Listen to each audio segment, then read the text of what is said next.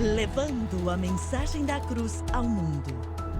Esta é a Rede Som Life de televisão.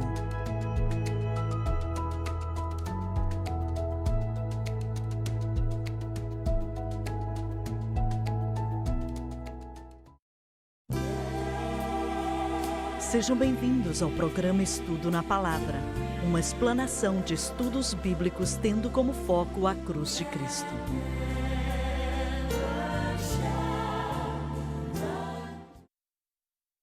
Bem-vindo hoje ao Estudo na Palavra. Eu sou o evangelista Jimmy Swagger e, como vocês sabem, estamos estudando o livro de Daniel. Eu acredito que vai ser muito interessante e espero que você possa acompanhar todo o programa. É bom ter o John Rosenstern conosco e o Joseph Larson, o Josh Rosenstern, o Dr. Don Paul Gray e o Dave Smith. E estamos muito felizes de poder ter você conosco. Quero que você saiba disso. Enquanto terminamos o nosso último programa, estávamos falando sobre como o Espírito Santo ajudou a Daniel a fazer coisas que nenhum ser humano podia fazer, para ser sincero. E essa é a chave. O Espírito Santo o direcionou. E eu estava sendo lembrado, enquanto eu falava disso no começo do estudo, me lembrei de uma situação que aconteceu, acho que há 25 anos atrás, e três ou dois pregadores no estado de Nebraska, não foi isso, Dave? Que foram colocados na cadeia porque eles não queriam fazer certas coisas que foram exigidas deles. Eles trabalhavam em uma escola, não é? Sim, trabalhavam em uma escola cristã. Isso estava causando uma confusão na nação. E a Casa Branca estava preocupada sobre como tirá-los da prisão, da cadeia. Então, a Casa Branca ligou para nós e pediu que eu fosse até Washington. E quando descobri o que eles queriam, eu me perguntei, e eles pediram para outros dois pregadores irem também. E eu perguntei, como é que eu posso contribuir? Ou esses outros pregadores também? Mas, de qualquer maneira, o presidente, quando chama, você vai. Você tem que ir. Então, quando chegamos lá, e eu acho que foi na manhã seguinte, eu estava andando no corredor em direção do cômodo aonde nos encontraríamos, quando o senador Orrin Hatch me parou, e ele sempre foi muito gracioso conosco. Ele é mórmon, mas sempre foi muito gracioso conosco, e eu era muito agradecido. E ele disse, Reverendo Swagger, eu sei para onde você está indo. Eu gostaria de te pedir para tomar cuidado. E disse, aquela sala vai estar cheia de advogados. Provavelmente vão ter 30 ou 40 advogados ali. A maioria deles são advogados da Constituição, alguns dos mais inteligentes do mundo. E ele disse, tome cuidado com o que você vai dizer. Estava indo para a Cova dos Leões, certo? Ele falou, cuidado com o que você vai dizer. E aquilo não fez com que eu ficasse muito feliz, né? Mais feliz do que eu estava.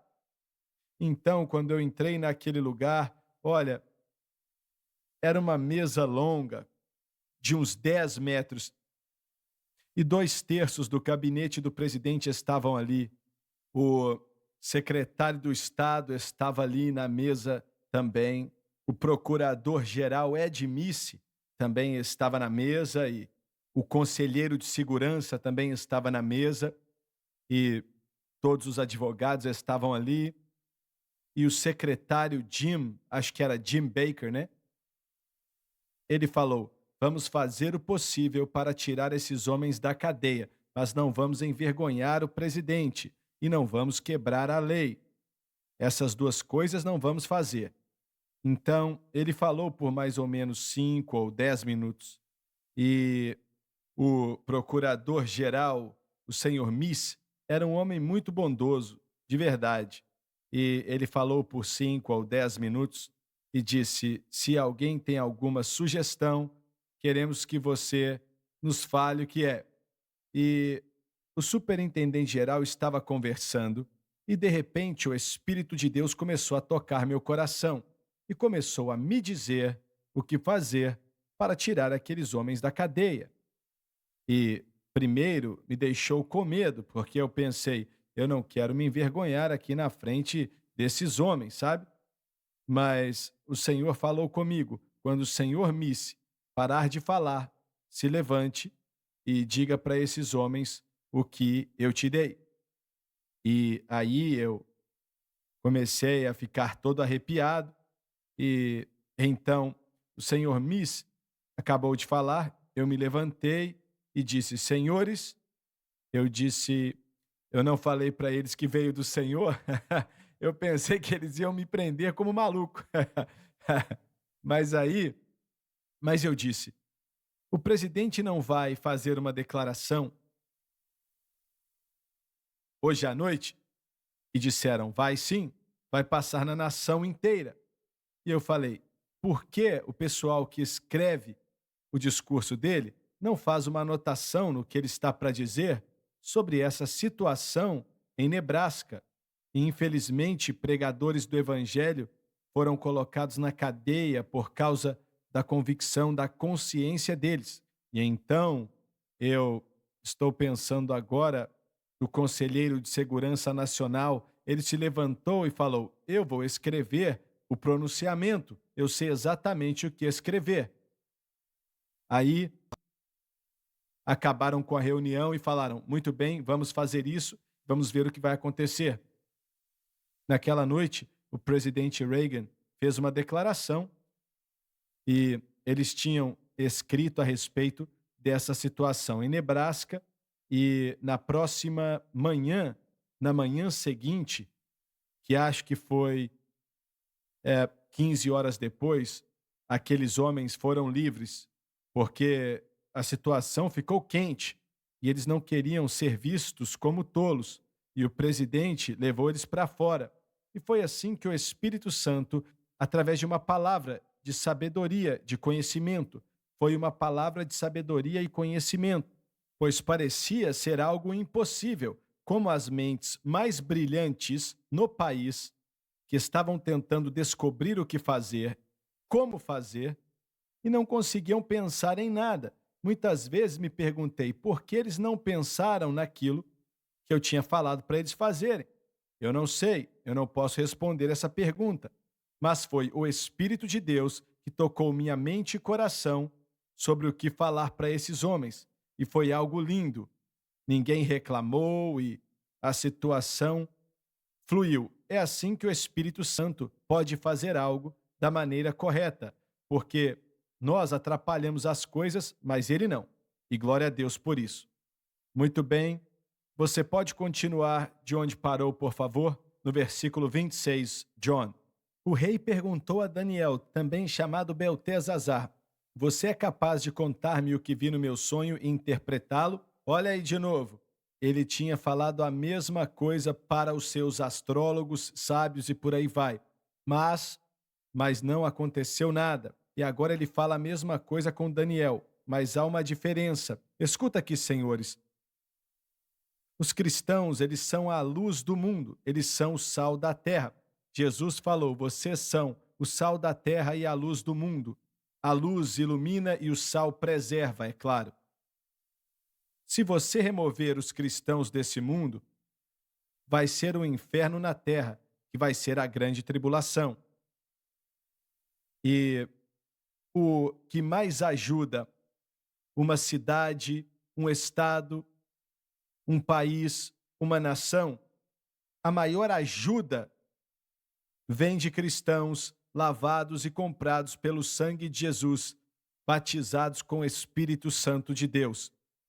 Essa é a maior ajuda que existe em qualquer lugar, não importa onde seja. E ela traz uma mudança para o bem. Então, por que é que a igreja está seguindo a direção contrária? Estamos buscando ajuda nos sábios e astrólogos, ao invés de buscar o Senhor e como veremos Daniel ser usado naquela circunstância. É uma boa pergunta, sabe, Dave? É, mencionamos no programa passado como a igreja está usando programas do mundo para encher os seus cofres e ocupar os seus bancos. Não é Deus ou o Espírito Santo que está fazendo as coisas. Então, para isso acontecer, eles precisam mudar o evangelho a um ponto que chega a ser um outro Jesus, um outro Espírito e por aí vai. Mas olha, eu muitas vezes me perguntei a mesma coisa. Não sei o que esses pregadores pensam. Para buscar ajuda no mundo, você tem que largar a verdade do evangelho. Não dá para ter os dois e misturá-los. Não dá, não. Muita gente tenta isso, mas não tem como. Verdade. O Dr. Gray falou, e espero que ele esteja errado. Oro para que ele esteja errado, mas temo que ele esteja certo, porque eu te perguntei há um mês ou mais atrás, talvez até mais tempo, quantas das maiores igrejas nas Assembleias de Deus, quantas você pensa que fazem parte desse movimento neoliberal? Eu disse a maioria. Verdade. Eu concordo que é a maioria. E se esse é o caso, é uma tragédia. Para tentar responder o que o irmão Smith falou, estou pensando aqui, irmão Swagger. O irmão Daniel tinha orado e estava pronto, vivendo uma vida cheia do Espírito Santo. Imagina só, ele tinha orado, estava pronto, estava longe do seu país. Daniel orava 3 vezes por dia. Ele era um homem de oração. E chegando nessa posição, o Espírito Santo estava trabalhando nele, e eu comecei a pensar na história que você contou. Você estava orando e pronto para ir até a Casa Branca. Porque normalmente nenhum de nós está pronto para ir para a Casa Branca e compartilhar algo sábio. Mas você estava, e o Senhor te usou naquele dia e te deu sabedoria para dar a resposta correta. Mas eu vejo que em Daniel aqui vemos a importância de estar em oração. Nunca sabemos o que o dia de amanhã vai trazer. Exatamente, é isso aí. Temos que ir para o intervalo. Não saia daí e voltamos já já.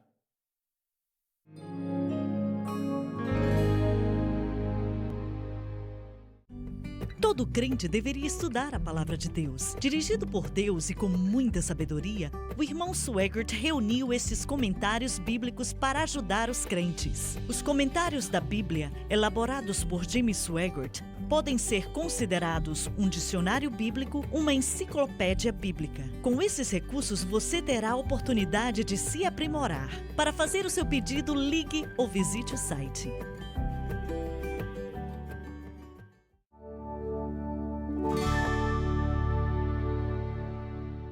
Estamos de volta. Leia aí o...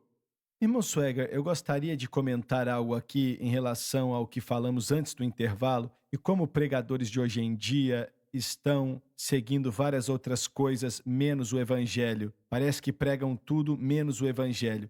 E hoje creio que temos toda uma geração que podemos chamar, assim como Jeremias chamou, de escravos que nasceram em casa. Eu e o Joseph nos encaixamos em uma certa categoria por idade, que existem pregadores que só sabem o que aprenderam. Foram ensinados, especialmente nos seminários aonde passaram, aprenderam que é assim que você entrega essa forma de evangelho. Não é que eles buscaram algo errado, mas é que eles aprenderam que é assim que você apresenta. Tem que ser atraente para o povo. Tem que encorajar as pessoas através de psicologia encorajadora e coisas assim. Não estamos aqui para apontar o dedo e falar quem está errado, mas podemos aqui mostrar que Daniel ele foi levado para o exílio, saindo de Jerusalém, saindo de Judá. Então ele tinha um conhecimento e ele se lembrou de como era a terra, sabia o que era certo. E houve uma geração depois deles que nasceram no exílio, não sabiam nada sobre Jerusalém e como eram as coisas ali. Creio que temos a mesma figura hoje, aonde a geração anterior é muito bem representada aqui nesse painel. E vocês sabem de experiência o que é ser criado na pregação do Evangelho, ter um estilo de vida piedoso, ver o Espírito de Deus se mover. Mas essa geração não sabe. Nunca aprenderam a pregar ou o que a palavra de Deus diz. Mas existe esperança. Existe esperança. Esse jovem aqui está para se formar com o mestrado dele, não é mesmo? O David tem um mestrado da Universidade de Missouri. E ainda digo que os professores que te ensinaram nos últimos meses e os professores que te ensinaram eram totalmente diferentes. Não é mesmo? Com certeza. Olha, os homens que te ensinaram, eu não os conheço, então agora estou chutando. Você diria que eles pareciam ser homens que amavam ao Senhor? Com certeza, eu sei disso e já te falei isso. Eles fazem seu trabalho muito bem. E em muitos casos não discutimos algumas coisas que discutimos aqui no programa, inclusive tentando entender o que eles pensavam teologicamente falando. Mas eu sou agradecido, como o Dr. Gray mencionou, tínhamos reuniões de oração o tempo inteiro e tínhamos o mover de Deus. E isso indicava para mim que era diferente, havia uma diferença. Com certeza. E tem sido uma experiência muito boa. Boa mesmo, é só isso que posso dizer. Mas, Joseph, sua experiência não é típica da maioria que está buscando se educar mais no Evangelho. A sua é uma exceção. Esses homens que foram professores dele vêm da denominação que nós conhecemos e o Dave conhece. E eu ainda acredito que existe esperança. Pode continuar. Eu concordo que o Senhor sempre tem um remanescente, mas o que o Joseph experimentou vai mais para o lado conservador, mas me corrija se eu estiver errado, mas não é o que a maioria recebe, a maioria das pessoas que estão tentando entrar no ministério. O Dr. Gray pode explicar até melhor do que eu. Aí depende de que grupo você está falando. Se você está falando dos pentecostais ou evangélicos pentecostais. Existe uma variedade tão grande no mundo cristão, mas no mundo evangélico parece que a dimensão que empolga as pessoas é esse grupo que está aparecendo aí. E não é um bom grupo, para ser sincero, em relação à mensagem conservadora. E está influenciando as Assembleias de Deus e a Igreja de Deus e outros grupos pentecostais. Eu não sei o que está fazendo com o movimento da Vineyard, eu não sei mais se eles existem, eu não sei o que tem feito com o movimento da Palavra Rema, mas nas Assembleias de Deus influenciou demais. Irmão Swagger, ainda existem muitas pessoas conservadoras nas Assembleias de Deus, lutando para manter a fé. E é muito interessante, enquanto eu entro no Facebook, né? As Assembleias de Deus estão fazendo muitas transmissões ao vivo pelo Facebook, porque as igrejas estão fechadas. E aí você escuta o que está acontecendo. Mas tem muito mais gente falando da cruz do que haviam alguns meses atrás. Você crê nisso? Creio, sim. E outra coisa interessante é que eu tenho um sobrinho que ele está no mundo batista. Sabe qual é o nome da igreja dele? Uma igreja grande. Na área de Dallas-Fort Worth, é a Igreja da Cruz. É o nome da igreja, e a igreja é batista. Os batistas sempre tiveram uma inclinação muito grande em direção da cruz de Cristo. Verdade. E esse livro que eu mencionei no programa passado, com mais de 1000 páginas, foi escrito por homens batistas ou parecidos. Eu chamo toda a palavra calvinista, é que eles usam muito, porque um calvinista pode ser presbiteriano, reformado, batista ou o que for. Mas a palavra calvinismo é a doutrina de uma vez salvo, salvo para sempre. Quantos no mundo batista, porque no seminário você teve professores que eram assim, mas quantos deles acreditam que uma vez salvo, salvo para sempre, e quantos acreditam no livre-arbítrio? Bem, os batistas do Sul, todos são calvinistas. Foi o que eu pensei. todos são calvinistas. Existem calvinistas que acreditam nos 5 pontos e alguns só em 2 pontos. Ouvi falar daqueles de 5, não de 1. O que acontece é que eles deixam umas doutrinas de lado e outros adotam todos os 5 pontos. Mas é a doutrina da preservação dos santos, que chamamos de uma vez salvo, salvo para sempre. Nenhum diz que isso é mentira. Verdade. Eu acho que foi até um dos seus professores, acho que ele estava brincando, né? Mas falou que parecíamos batistas. Ele disse que parecíamos ser calvinistas. É a mesma coisa. Foi o que ele falou, mas eu estava pensando nesse termo e ele estava ouvindo o que estávamos dizendo. Eu digo a gente, mas o meu pai ali debatendo nas aulas. E eu quero mencionar isso. Você falou a respeito do meu estudo e eu quero dizer, honrando meu pai, eu sou muito agradecido por ter tido o pai que eu tive, que foi um professor na universidade aqui no nosso seminário.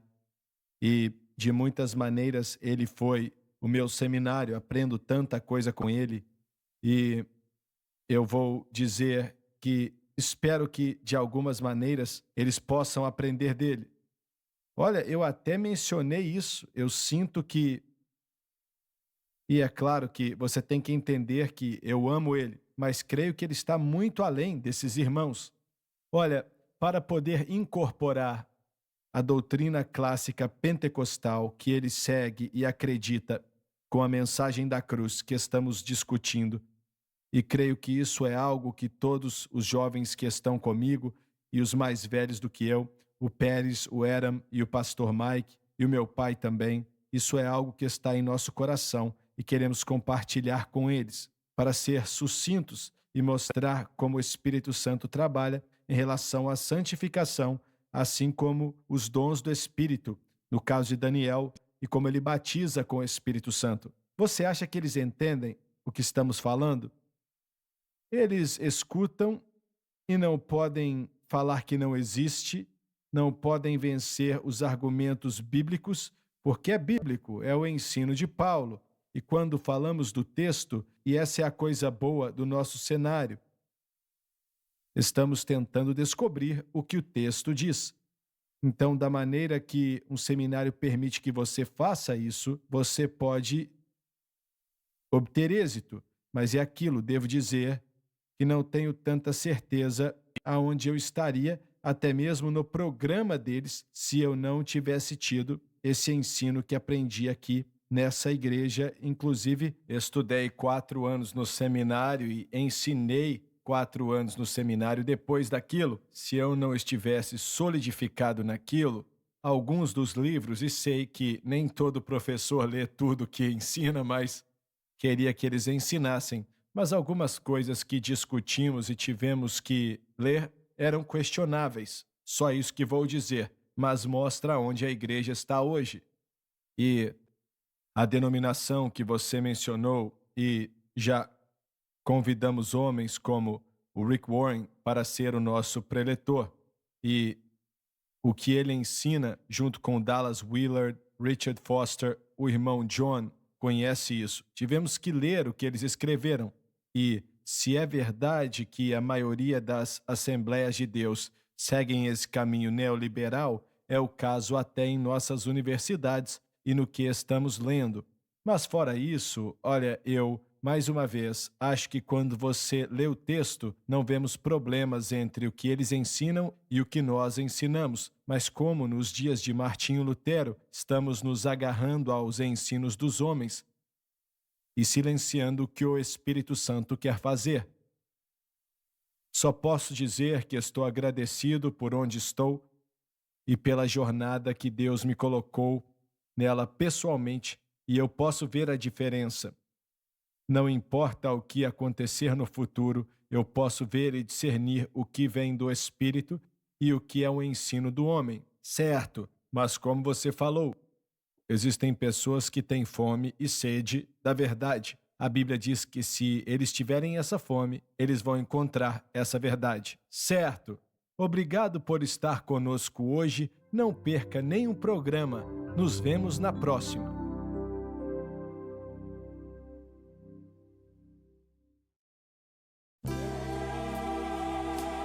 Obrigada por assistir o programa de hoje, um estudo na palavra. Assista os programas arquivados online no site sunlifetv.com.